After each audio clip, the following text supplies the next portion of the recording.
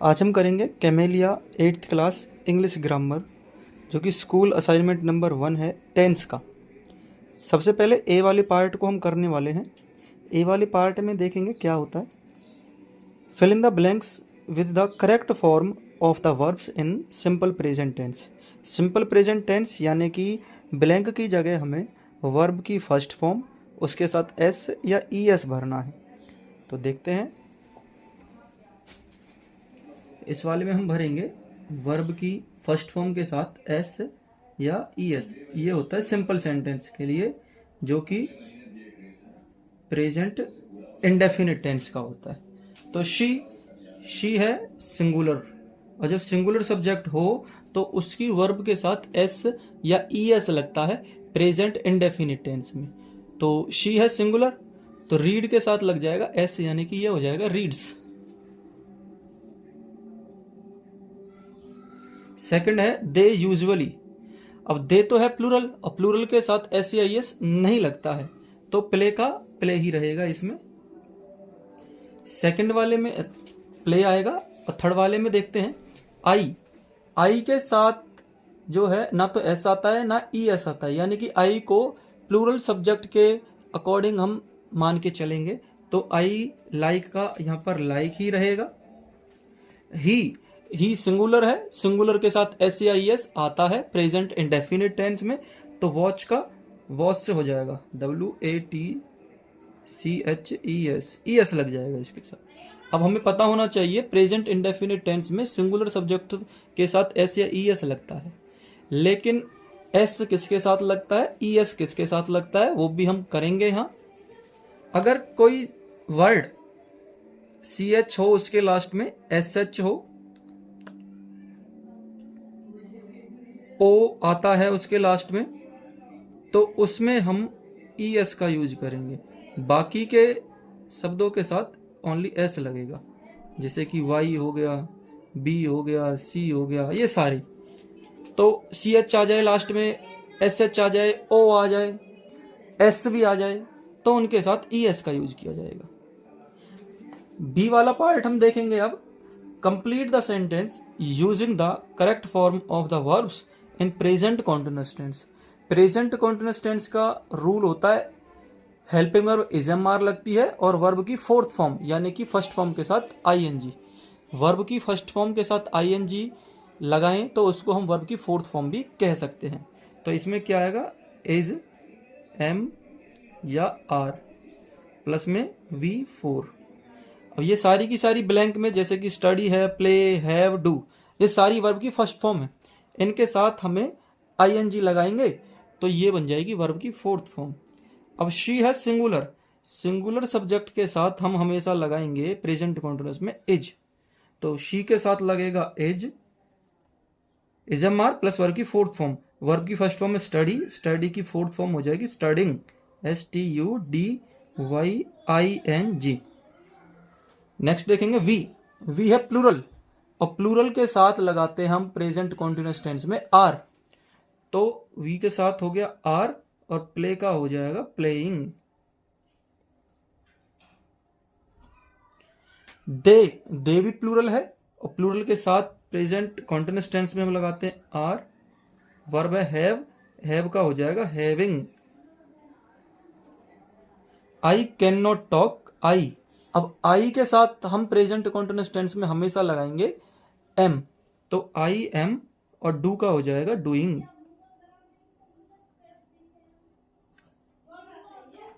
ये हो गए हमारे ए और बी पार्ट, जिनमें ए पार्ट में हमने सिंपल प्रेजेंट टेंस का फिल किया था, और बी पार्ट में हमने प्रेजेंट कॉन्टिन्यूअस का। अब देख लेते हैं सी पार्ट, जिसमें हमें सिंपल प्रेजेंट और सिंपल कॉन्टिन्यूअस। पहले तो हमने इंडिविजुअली अलग अलग किए थे ये, अब इनको एक साथ करेंगे। कैसे पता लगेगा कि प्रेजेंट कॉन्टिन्यूअस टेंस वाली वर्ब आएगी या प्रेजेंट इंडेफिनिट वाली आएगी। तो शी यूजुअली, अगर किसी सेंटेंस के अंदर यूजुअली वर्ड आए तो वो बनता है प्रेजेंट इंडेफिनिट टेंस का, और प्रेजेंट इंडेफिनिट टेंस में वर्ब के साथ लगता है एस या ई एस। तो देखेंगे इनमें से कौन से ऑप्शन के साथ एस या ई एस लगा हुआ है। तो एक के साथ तो आईएनजी है, तो आंसर हो जाएगा वॉज। क्योंकि आईएनजी वाला आता है कॉन्टिन्यूस में। आगे देखेंगे दे ब्लैंक, ब्लैंक के अंदर है आर प्लेइंग या प्ले कार्ड्स एवरी संडे। अगर किसी सेंटेंस के अंदर एवरी और उसके साथ संडे, मंडे, ट्यूसडे या फिर टाइम, एवरी के साथ कोई भी टाइम लिखा हुआ है तो हम प्रेजेंट इंडेफिनिट टेंस उसको मान के चलेंगे। तो एवरी आ रहा है, एवरी के साथ टाइम बताया गया है, संडे, मंडे, ट्यूसडे, कुछ भी आ सकता है, वीक नेम, मंथ नेम, कुछ भी आ सकता है, तो उसके साथ हम प्रेजेंट इंडेफिनिट टेंस का यूज करेंगे।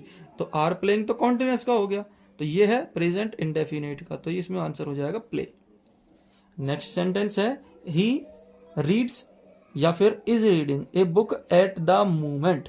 ध्यान रहे अगर किसी सेंटेंस के अंदर at this time, at this moment, right now, at present अगर आता है तो वो होता है हमारा प्रेजेंट कॉन्टिन्यूस टेंस। तो इसमें आ रहा है एट द मोमेंट, इसी क्षण, जो ये बताता है कि काम अभी भी चल रहा है। तो प्रेजेंट कॉन्टिन्यूस टेंस के साथ लगता है is am are plus I N G, तो इज एम आर वाला आंसर हो जाएगा, यानी कि इज रीडिंग इसका आंसर सही है। नेक्स्ट हम देखेंगे वी ऑफन गो या फिर are going to the gym after school. इसमें हम आइडेंटिफाई करेंगे कि अगर किसी सेंटेंस में ऑफन वर्ड आ जाए तो आंख बंद करके हम उसको प्रेजेंट इंडेफिनिट टेंस का एग्जाम्पल मानेंगे। तो इसमें वर्ड आ रहा है ऑफन, तो ऑफन, ऑफन का मतलब है कि ये है प्रेजेंट इंडेफिनिट का, और प्रेजेंट इंडेफिनिट का है इसमें एग्जाम्पल गो। ये ऑफ्टन नहीं है, ऑफन है, इसमें टी जो है वो साइलेंट है, टी वर्ड इसके अंदर साइलेंट है, इसको हम बोलेंगे ऑफन। तो ये हो गई हमारी प्रेजेंट इंडेफिनिट की एक्सरसाइज और प्रेजेंट कॉन्टिन्यूअस टेंस की एक्सरसाइज। आगे देखेंगे rewrite the following sentences is simple present tense. Simple present tense, अब पहले तो हमें पहचानने पड़ेंगे टेंस है कौन सा, उसके बाद हम प्रेजेंट इंडेफिनिट में इसको चेंज करेंगे। तो देखते हैं, सिंपल प्रेजेंट टेंस का मतलब भी प्रेजेंट इंडेफिनिट होता है। तो ही इज ईटिंग, तो इज ईटिंग आ रहा है, प्रेजेंट कॉन्टिन्यूअस टेंस हो गया। तो इज एम आर तो आएगा नहीं प्रेजेंट कॉन्टिन्यूअस टेंस में, तो सिंपल बनेगा वर्ब की फर्स्ट फॉर्म के साथ एस या ई एस। तो ही इज ईटिंग, इज तो हट ही जाएगा, वर्ब है इसमें बेस ईट, तो ईट का बन जाएगा ईट, ही के साथ लग गया एस तो ईट्स हो गया, ही ईट्स लंच। बस एट दिस टाइम इसमें हम नहीं लगाएंगे, क्यों नहीं लगाएंगे, क्योंकि एट दिस टाइम आता है प्रेजेंट कॉन्टिन्यूअस टेंस में, ही ईट्स लंच बस। They are playing in the park, तो इज एम आर वाला तो कॉन्टिन्यूअस का हो गया, तो आर तो आएगा नहीं इसमें, तो प्लेइंग भी नहीं आएगा, तो वर्ब है इसमें, सब्जेक्ट हो गया दे, सब्जेक्ट के बाद आती है हेल्पिंग वर्ब जो कि आएगी इंटरोगेटिव में या नेगेटिव में, इंटरोगेटिव तो है ही नहीं है, सिंपल है। तो दे वर्ब है इसमें प्ले, अब प्ले के साथ एस एस कुछ भी नहीं आएगा क्योंकि सब्जेक्ट हमारा प्लूरल है, तो they play in the park. Next sentence देखेंगे she is watching a movie at night. Is watching की जगह वॉच आ जाएगा, तो सी वर्ब है इसमें वॉच, अब शी सब्जेक्ट सिंगुलर है तो वर्ब के साथ एस एस आएगा। हमने अभी पढ़ा था अगर किसी सब्जेक्ट में लास्ट में सी एच या एस एच या ओ आ जाए या एस आ जाए तो ई एस लगेगा उसमें, तो सिंगुलर है तो ई एस लग गया इसमें क्योंकि सी एच आ रहा है। She watches a movie at night.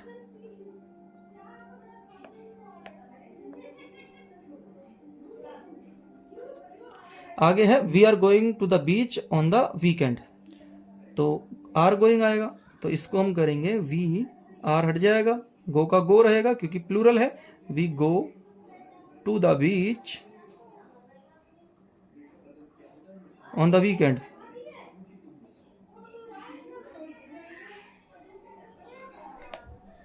ये हो गई हमारी डी एक्सरसाइज भी कंप्लीट।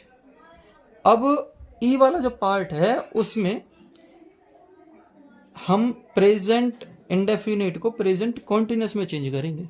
कैसे करेंगे देखते हैं।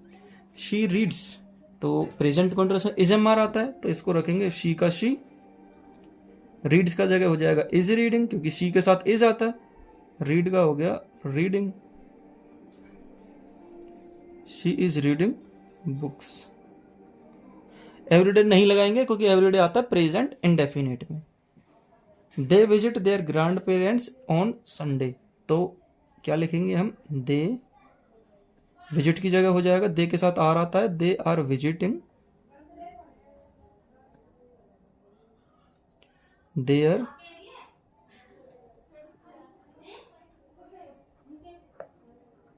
Grand parents on Sundays. यहाँ पे संडेज नहीं रखेंगे, केवल संडे रखेंगे। He plays the guitar in the evening, इसको कैसे हम करेंगे, तो प्लेज की जगह आ जाएगा is playing, he is playing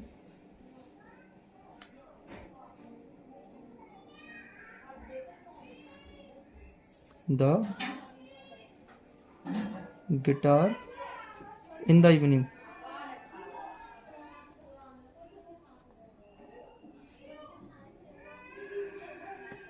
last sentence है we eat dinner at 7 PM, तो वी का वी रहेगा, ईट का हो जाएगा आर ईटिंग, क्योंकि वी प्लूरल है, प्लूरल के साथ आर आता है, वी आर, ईट का हो जाएगा ईटिंग डिनर एट 7 PM। ये एक्सरसाइज हमारी हो गई complete. Camellia 8th class English grammar का स्कूल असाइनमेंट नंबर 1 जो कि टेंसेस के बारे में था, वो हमारा कंप्लीट हो चुका है। Thank you.